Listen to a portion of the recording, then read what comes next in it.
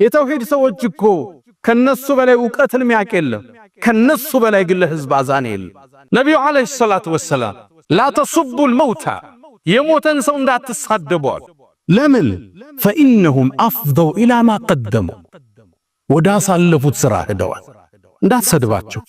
በሞተ ሰው ማላገጥ፣ የሞተን ሰው መስደብ፣ እንኳን ሞቱ ብለህ መናገር፣ ጸያፍ ንግግር ይሄን የተማርነው።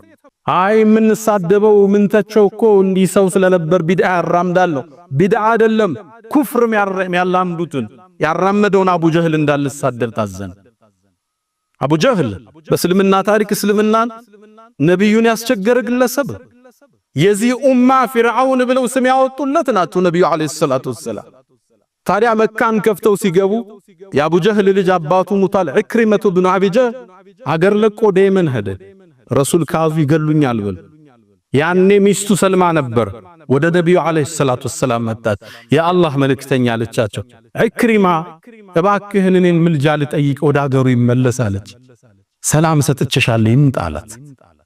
ሚስቱም ሄደችና የመን ረሱል አለይሂ ሰላቱ ወሰላም በሰላም እንድትገባ ፈቅደውልሃል አብረሂና ብላ ይዘው መጣች። መንገድ ላይ እሱ ገና እየመጣ ረሱል አለይሂ ሰላቱ ወሰላም ለሰሃቦቹ ዞር አሉና የእቲኩም ኢክሪመቱ ኢክሪማ እኮ ይመጣላችኋል፣ ሙስሊም ስደተኛው ነው ይመጣል፣ አደራችሁን አባቱን እንዳትሳደቡ። የእስልምና አቡ ጀህል ነው፣ እንዳትሳደቡ። የሞተውን ሰው አይጎዳውም፣ ያለን ሰው ግን ይጎዳዋል። የማን አባት ሲሰደብ ማን ደስ ይለዋል? ያማን። ታዲያ ኢክሪማ ወደ መካ ገባ።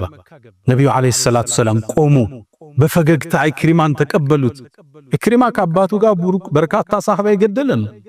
ፈገግ አሉና መርሐበን መርሐበን ቢራኪብል ሙሃጅር ፈረሰኛው ስደተኛ እንኳን ደህና መጣህ አሉት ነብዩ አለይሂ ሰላቱ ሰላም። ይሄን ነው ረሱል ያስተማሩ።